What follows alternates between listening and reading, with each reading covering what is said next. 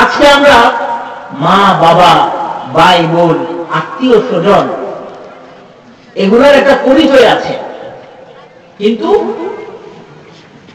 যখন ইসরাফিল আলাইহিস সালামের সিংহায় ফুৎকারের পরে মানুষ হাজরের মাঠের দিকে যাবে, তখন চিত্র সম্পূর্ণ আলাদা। এই চিত্রটা কি রকম হবে সে ব্যাপারে আল্লাহ তাআলা বলতেছেন, বিসমিল্লাহির রহমানির রহিম। ইয়াউমা ইয়াফিরুল মারউ মিন আখিহি ওয়া উম্মিহি ওয়া আবিহি ওয়া সাহিবাতিহি ওয়া বানিহি লিকুল্লি ইমরিইন মিনহুম ইয়াউমাইযিন শাআনুন ইউগনিহি। আল্লাহ তাআলা বলছেন, সিংহায় ফুৎকার দেওয়ার পরে মানুষ যখন কিয়ামতের ময়দানের দিকে, হাসরের মাঠের দিকে যাইতে থাকবে, সেই দিন মানুষের মধ্যে যেটা সম্পর্ক দুনিয়াতে ছিল সেই সম্পর্ক শেষ হয়ে যাবে।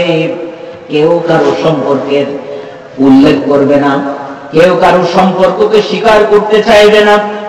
আমরা দুনিয়াতে দেখি সন্তানের জন্য মা বাবা কষ্ট করে, বন্ধু বন্ধুর জন্য কষ্ট করে, স্ত্রী তার স্বামীর জন্য কষ্ট করে, স্বামী তার স্ত্রীর জন্য কষ্ট করে, সন্তান পিতা মাতার জন্য কষ্ট করে, এভাবে ভাই বোনের জন্য কষ্ট করে, বোন ভাইয়ের জন্য কষ্ট করে, পাড়া প্রতিবেশী একজন আরেকজনের সম্পর্ক দুনিয়াতে স্বীকার করলেও কিয়ামতের ময়দানে যখন মানুষ উপস্থিত হবে, হাসরের মাঠে যখন মানুষ উপস্থিত হবে, তখন তাদের আর সেই সম্পর্ক টিকে থাকবে না, সম্পর্ক ছেদ হয়ে যাবে, মানুষ সম্পর্ক থেকে দূরে পালাবে, এমনকি সন্তান থেকে মা এবং বাবা দূরে পালাবে। আল্লাহু আকবার। সন্তান থেকে তার মা এবং বাপ সন্তানের পরিচয় দিতে চাইবে না। আমার কোন দুনিয়াতে সন্তান ছিল না, আমি নিঃসন্তান ছিলাম, এইরকম বলে সে স্বীকার করবে, সন্তানের পরিচয় দিতে চাইবে না। একইভাবে ওয়াসাহিবাতিহি ওয়া বানি, তার বন্ধু তার বন্ধুর পরিচয় দিবে না, সন্তান পিতামাতার পরিচয় দিবে না। এরপরে আল্লাহ তাআলা বলছেন, লিকুল্লি ইমরিইন মিনহুম ইয়াউমাইযিন শাআনুন ইউগনিহি। সেই দিন প্রত্যেকে নিজের ধান্দায় ব্যস্ত থাকবে। জোরে বলেন আল্লাহু আকবার।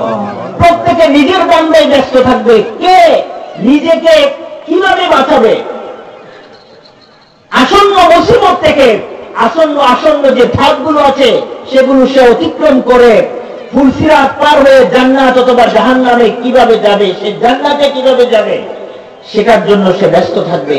তার আখিরি ফয়সালা কি হবে, আল্লাহ তার সাথে কি বর্তাব করবেন, কি আচরণ করবেন, এই বিষয়গুলো নিয়ে সে ব্যস্ত থাকবে।